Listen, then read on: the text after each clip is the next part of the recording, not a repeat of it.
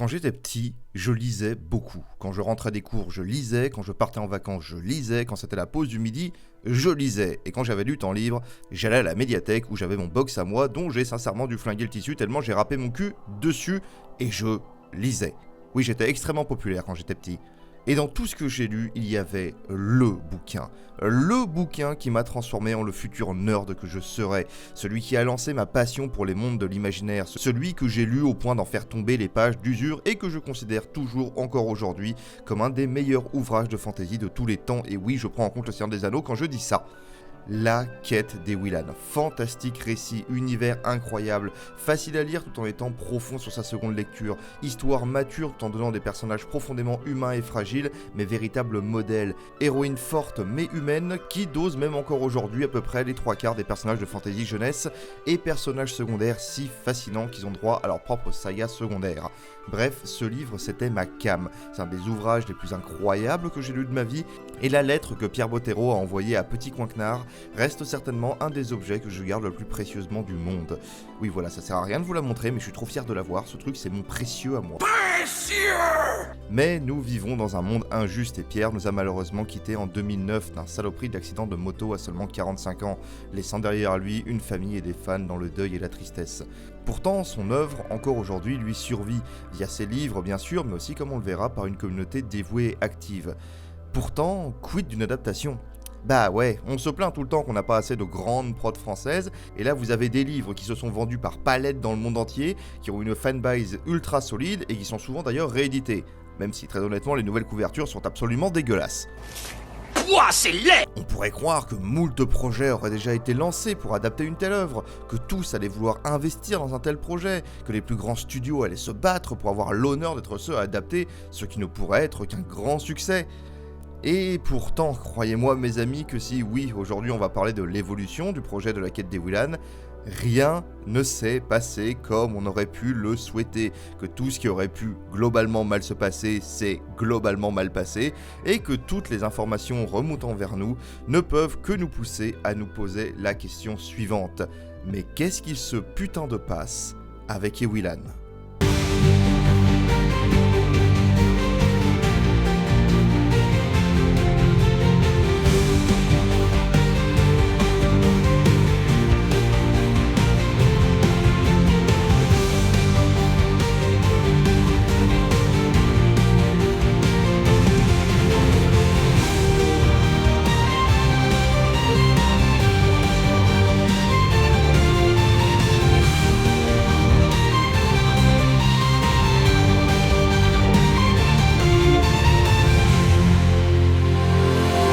Et parce qu'il faut bien un point de départ à celui de notre histoire, ce sera le 18 mai 2019. On est alors à Pélissandre, dans les Bouches-du-Rhône, c'est l'inauguration de la médiathèque Pierre Bottero, et Claudine Bottero évoque pour la première fois le projet d'adaptation de l'œuvre de son mari, en une série d'animations. Le tout fait par un studio à l'époque totalement inconnu, mais je vous garantis qu'à la fin de cette vidéo vous le connaîtrez très bien, en la présence d'Andarta. Et déjà, il y a deux choses à prendre en compte. Déjà, la première, c'est que Bottero avait toujours été assez sceptique de son vivant concernant l'adaptation de son œuvre, même si c'est vrai, il ne rechignait pas à la croiser avec d'autres univers, comme celui de A comme Association par exemple, de son ami Eric Lhomme. Eric Lhomme, dont au passage on attend toujours une adaptation ou une suite de son livre des étoiles. Pitié Eric, ça fait 20 ans que tu nous as laissé sur un gros cliffhanger putassier, il serait vraiment temps de se bouger, je veux voir la magie des Corrigans par pitié. Mais en deuxième point, c'était surtout que ça voulait dire que l'une des plus grandes sagas de fantasy de la littérature française allait laisser son adaptation être faite par une structure qui sortait totalement du chapeau. Et au passage aussi que les droits d'une des plus grandes sagas de fantasy de la littérature française coûtaient visiblement le même prix qu'un quignon de pain et un pichet de flotte. Alors bien sûr, on n'est pas là pour dire qu'ils n'étaient pas motivés, et d'ailleurs comme on va le voir, Andarta avait plein de défauts, vraiment beaucoup, mais clairement pas celui de ne pas bosser avec des passionnés. Reste que tout de même, la passion ne fait pas l'expérience, et qu'on aurait pu espérer dans nos petits cœurs de fans qu'un patrimoine aussi populaire ait eu un peu plus d'attention de la part de nos chers producteurs bien-aimés. Mais très certainement qu'il fallait faire Qu'est-ce qu'on a fait au bon Dieu 25, Les Tuches 32 ou une énième comédie avec Clavier et Bourdon qui apprennent à être un tout petit peu moins racistes. Mais en tout cas, cette histoire avance et nous mène au Cartoon Forum le 24 septembre 2019, où l'on découvre ça.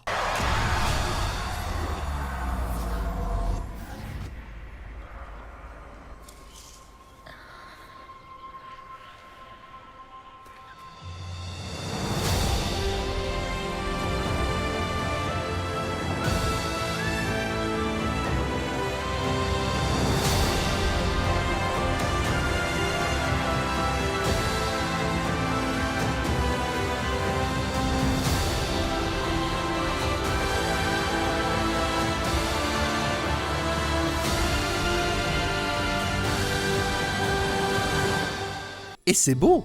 Alors, on sent que le budget est pas dingo, ok, mais putain, pour un fan de la saga, voir les personnages que t'as tant aimés s'animer enfin devant tes yeux comme ça, mais ça tient du rêve éveillé. Alors ok, il y a des défauts, ok, c'est loin d'être parfait, mais c'est un teaser trailer, c'est fait pour attirer des producteurs.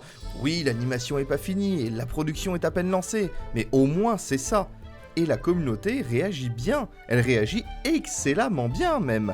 Parce que la communauté des fans de Gwendalavir, elle a toujours été plus ou moins fidèle au poste, même des années après la mort de Pierre, elle maintenait la communauté vivante, avec des initiatives comme le jeu de rôle textuel Eoulan.fr par exemple, qui était un jeu de rôle textuel vraiment bien foutu, qui malheureusement est aujourd'hui complètement mort, je crois que le dernier message date d'il y a 3 ans, on va peut-être le réactiver. Je suis tout seul, bordel! C'est triste quand même! Ou alors des sites comme marchombois.fr, d'où je tire d'ailleurs une grande partie des informations de cette vidéo, qui se chargeaient de maintenir en vie la flamme de la communauté. Et à partir de la sortie de ce trailer, en l'espace de quelques semaines, c'était tout le monde de l'animation francophone et de la fantasy francophone qui ne parlait que de ça.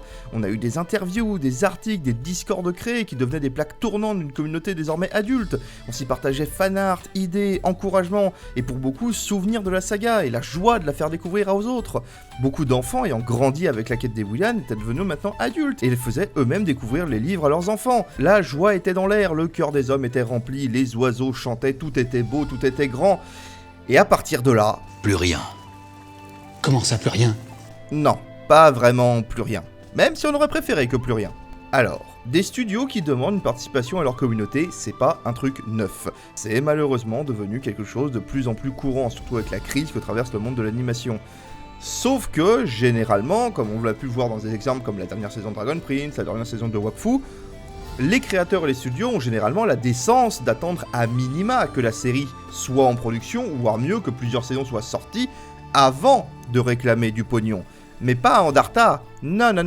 À Andarta, eux, ils ont ouvert leur Kickstarter avant même que le premier épisode ne soit ne serait-ce qu'écrit. Et comment est-ce qu'on sait ça, vous allez me dire? Bah parce que le Kickstarter en question, il avait pas du tout pour but de financer la série, qui d'ailleurs sera finalement budgétée pour pas loin de 6 millions d'euros, ce qui est dans la moyenne basse de ce genre de projet qui tourne généralement aux alentours de 6 à 12 millions d'euros.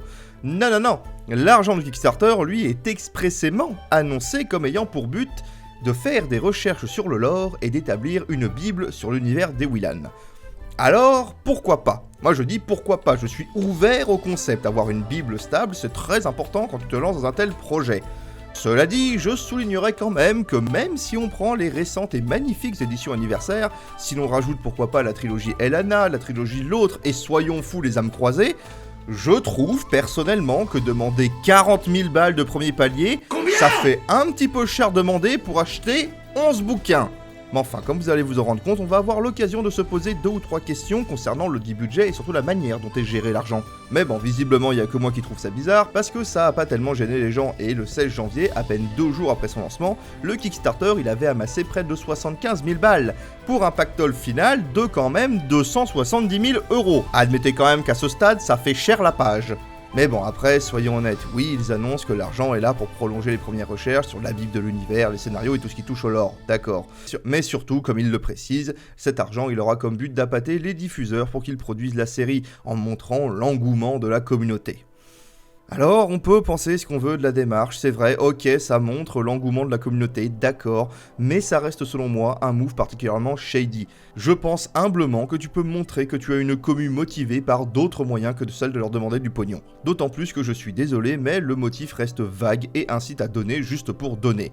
Et personnellement, moi j'ai pas de souci à donner pour des Kickstarter, même si la date de sortie du produit est pas annoncée ou que le projet avance pas vite. Dieu sait que j'ai suffisamment donné de thunes à Trench Crusade pour savoir ça. Mais je suis désolé, donner pour le simple plaisir de faire monter une cagnotte, moi si c'est pas le Z-Event, je garde ma thune. D'autant plus que vraiment, Andarta n'a jamais caché durant les années suivantes son intention de faire cracher le plus d'argent possible à sa communauté, via Kickstarter, comme on l'a vu, mais aussi parfois directement en demandant des dons PayPal à sa communauté, parce que après tout, pourquoi se gêner? Et aussi en poussant partout où il le pouvait un merch immédiatement mis en vente sur une série dont à l'époque les seules traces d'avancement étaient des pencil tests ici et là et des extraits d'animation partagés sur Facebook. C'est un petit peu léger tout de même. En tout cas, ce qui est sûr, c'est que ça montre une série qui clairement en chie à trouver ses financements. En témoigne d'ailleurs la tétrachier de coproducteurs attachés à la fin du dernier trailer. Sérieusement, regardez-moi ça, il y a tellement de monde, on voit presque plus l'écran. Tout ça pour finir, selon l'article du Dauphiné Libéré, en décembre 2023 avec un budget final d'environ 6 millions d'euros. Ce qui est bien, mais pas top. Après, honnêtement, il n'y a pas de quoi se plaindre non plus, hein. C'est même plutôt pas mal en vrai. Last Man par exemple, avec son style graphique si reconnaissable, son animation dynamique, sa bande son travaillée, ses doubleurs de talent et même certains grands noms au casting, c'était seulement 4 millions. Alors imaginez tout ce qu'ils vont pouvoir faire avec 6 millions. Ça va être encore plus beau, encore plus dynamique, encore plus vivant, on va se retrouver avec des mises en scène incroyables, une musique de fou, une représentation du dessin comme on n'aura jamais vu. Voilà, si vous sentez une certaine dose d'ironie dans ma voix, c'est que niveau technique justement, on est clairement pas au niveau de la concurrence. Voire pire, vu que comme l'auront remarqué de nombreux fans sur le dernier trailer, déjà que le style graphique est joli certes, mais loin d'être marquant ou original, on note quand même très clairement un downside graphique et une animation loin d'être aussi fluide que lors du premier trailer. C'est ouf, il y a quasiment 6 ans qui séparent ces deux vidéos et ils ont réussi à perdre des FPS sur la route. Enfin, à part ça, on peut se dire que ça va, ça pourrait être pire. C'est dommage, mais il n'y a pas de quoi fouetter un slish. Je vois pas ce qui pourrait vraiment arriver de pire à la boîte.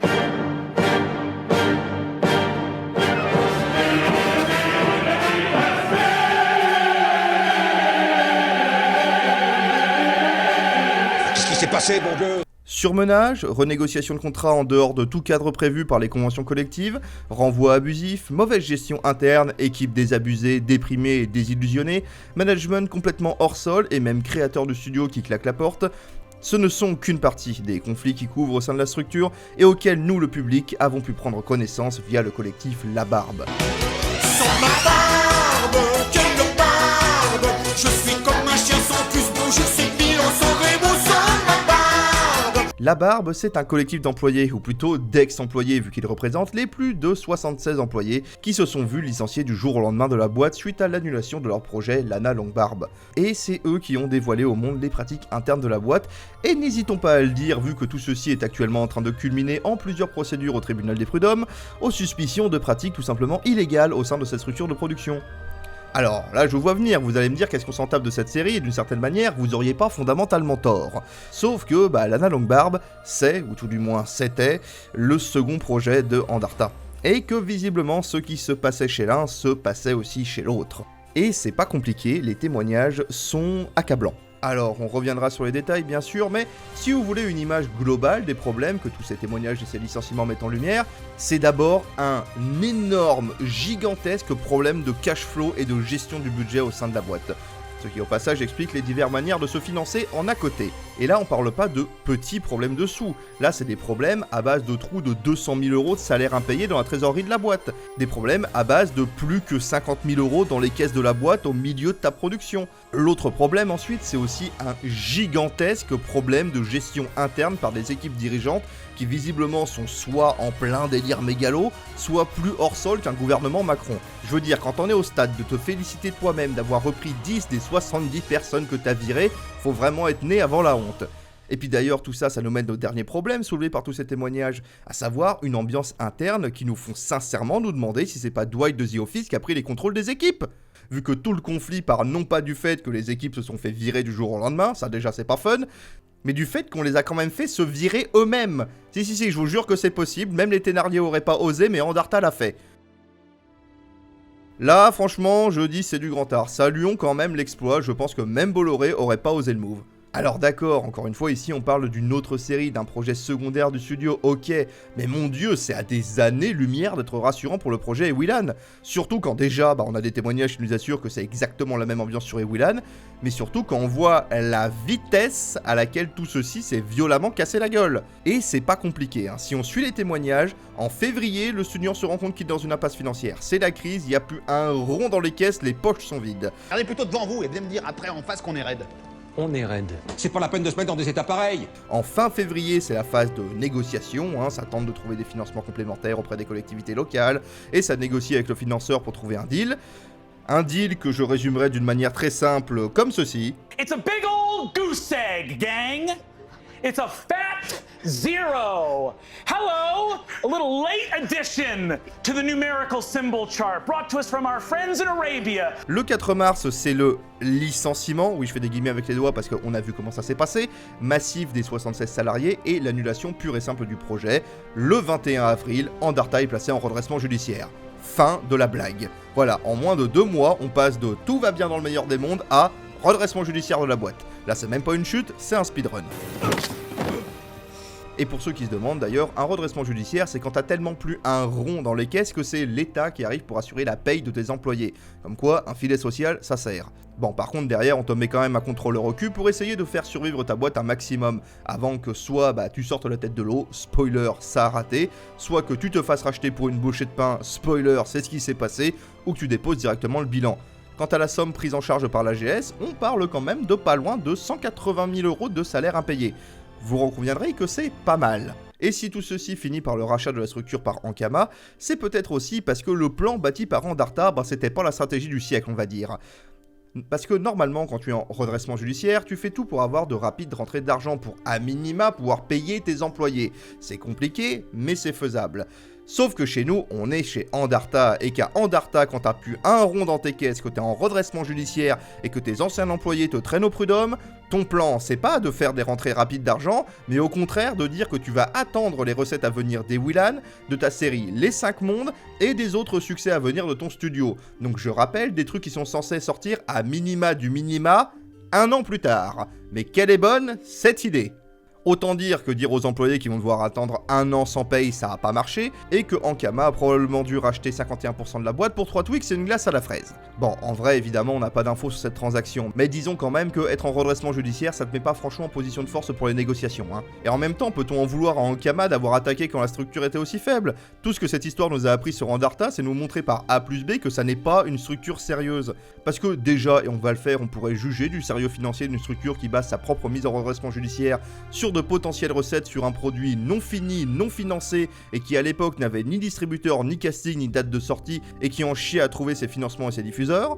Mais on peut et on juge aussi un studio qui a désormais une réputation de véritable maison des enfers, que ce soit au niveau de sa gestion interne, tout comme des conflits au sein de l'équipe. Tenez, vous voulez un exemple pour finir sur le désastre qu'a été la prod de Lana Longbarb? Ce qui a visiblement mis le feu aux poudres en premier lieu, c'est même pas l'effroyable manque de pognon, c'est, et ça en plus c'est l'entreprise elle-même qui nous le dit, l'émergence d'un conflit interne violent entre les équipes et la direction qui a tout commencé. Un quiproquo qui, et c'est là que c'est pas rassurant pour Willan, aurait éclaté sur la qualité de la série demandée. À l'origine prévue pour être une série de qualité modeste diffusée par RTL, ou une prod économe et simple comme on sait très bien le faire, les demandes seraient finalement sorties régulièrement du cahier des charges, poussant les employés dans un crunch constant. Et encore une fois, si là on parle d'un autre projet que Willan, c'est visiblement exactement la même situation sur la série censée adapter les écrits de Bottero, ce qui expliquerait d'ailleurs au passage sans doute l'aspect visuel plus que faible que la dernière bande-annonce nous a montré. Je veux dire, certains reprochent ça aux animateurs, mais difficile de faire mieux quand ta boîte est en explosion permanente depuis des mois et que t'es sous crunch constant depuis plus d'1 an. Et d'ailleurs, si vous me pensez biaisé vis-à-vis des animateurs et des employés, alors déjà vous avez pas tort camarades, mais on peut et on va parler des réponses de la boîte si vous voulez. Parce que la réponse à la question « Qu'est-ce qui se putain de passe sur Willan ?» qu'Andarta nous a fournie, elle est loin d'être rassurante et pour le moins assez peu convaincante et c'est pas peu dire. On peut tout de même au moins saluer leur honnêteté vu qu'ils n'ont pas nié le caractère difficile de la série dès ses débuts. Mais je suis désolé, on ne va pas passer à côté de certaines remarques bien patronales, bien MEDEF comme il faut. Alors bon, moi en bon syndicaliste de service, j'appelle ça aveu de crunch et d'augmentation de charge de travail sans contrepartie, mais bon, ça n'est peut-être que moi, hein. Si ça se trouve, demander à quelqu'un de faire le taf de 3 personnes sans rémunération supplémentaire, parce que c'est un passionné, c'est quelque chose de tout à fait normal et digne de se vanter, non? Ah, et on signalera aussi, encore une fois, que pour se féliciter d'avoir repris environ 10 personnes sur les 76 que t'as virées, faut vraiment être né avant la honte. Encore une fois, tout ce qui transparaît de tout ça, au-delà d'une entreprise qui a l'air d'avoir de sérieux problèmes de gestion de trésorerie, c'est avant tout une structure interne toxique et tyrannique ayant poussé ses employés à poser plus d'une dizaine de dossiers au prud'homme, sans parler des démissions qui ont égrené l'intégralité de ses projets. Alors bien sûr, rien n'est encore jugé, je ne me permettrai pas de prendre la place des tribunaux, mais admettez tout de même qu'on a connu des signes plus rassurants concernant la bonne santé de l'entreprise. Et tout ça nous mène donc, comme je vous ai dit, il y a quelques semaines avec l'entrée au capital à 51% d'Ankama.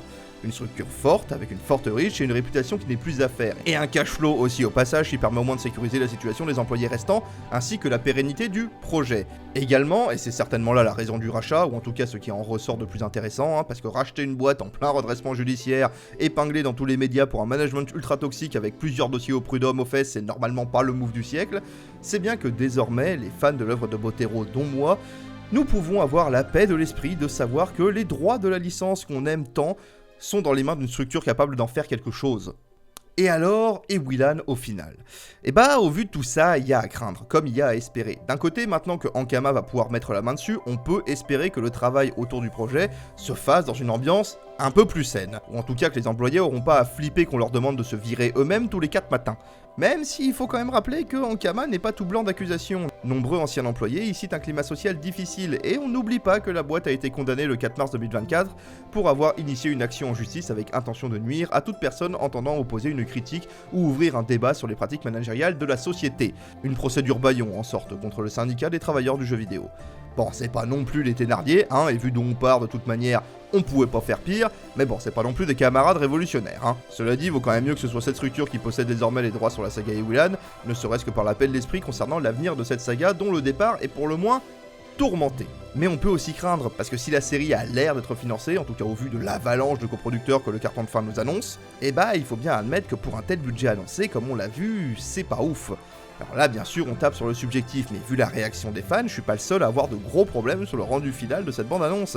Ça saccade, les couleurs sont globalement fades, les chara-design c'est loin d'être aussi fantasque que l'univers laisse à penser, et le style visuel, bah globalement ça ressemble un peu à tout et rien. En tout cas, c'est très loin de se démarquer par rapport à la concurrence, surtout en termes de dynamisme.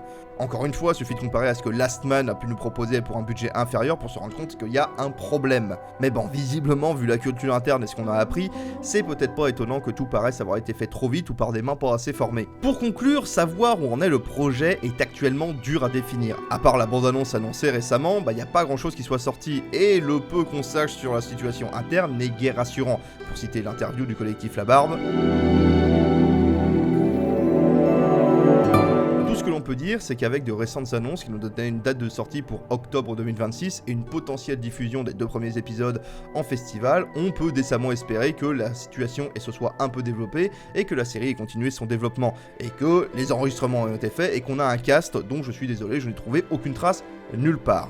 Mais bon, tout ceci reste quand même assez peu rassurant. Parce que ça veut visiblement dire que la série serait prête à sortir telle qu'elle, qu'Ankama n'a pas eu le temps d'arranger ou de polish la série, et que donc on espère qu'une boîte avec de tels problèmes internes, de tels soucis de gestion, de tels red flags constants concernant la santé des employés ainsi que leur expérience supposément manquante d'après leurs propres témoignages, nous ait pondu quelque chose de qualitatif. Je suis désolé, hein, mais à ce stade, je serais déjà épaté si quelque chose de potable nous sortait de tout ce gigantesque bordel. Je sais que malheureusement, le secteur de l'animation de notre pays est en souffrance, mais vraiment, je suis atterré de voir que l'adaptation que tant d'enfants devenus adultes, ayant grandi avec les récits de Botero attendaient, ait eu à souffrir à ce point. Du début à la fin, rien n'est allé correctement sur ce projet, et je vois pas comment on ne se dirige pas vers un gigantesque désastre. Et je suppose dans mon petit ego personnel que cette vidéo a moyen d'être vue par des gens du milieu, parce qu'il n'y a pas franchement 2000 personnes qui causent du projet. Je vous jure que j'ai rien contre les animateurs et les employés qui se sont retrouvés dans cette immense galère. Tous les témoignages que j'ai pu récupérer soulignent la passion de ceux qui ont bossé sur le projet, et c'est certainement vous qui vous êtes fait le plus trahir dans toute cette histoire. Respect et force à vous dans cette épreuve, parce que putain, vous avez mérité qu'on souligne à quel point vous en avez chié. C'est ça, la force de l'union. Ensemble, tout est possible. Mais je garderai quand même mes derniers mots pour Ankama. Par pitié, repoussez la série.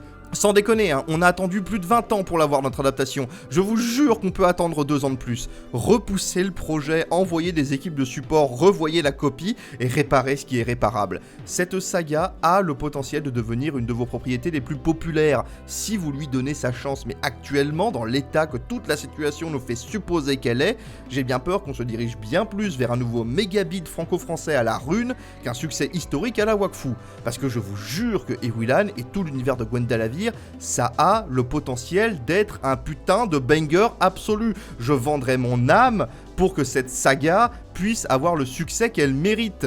Je veux un MMO Willan. Et moi en tout cas, je vous donne rendez-vous à tous pour le prochain dossier sur la chaîne. Et je vous dis à bientôt et salut.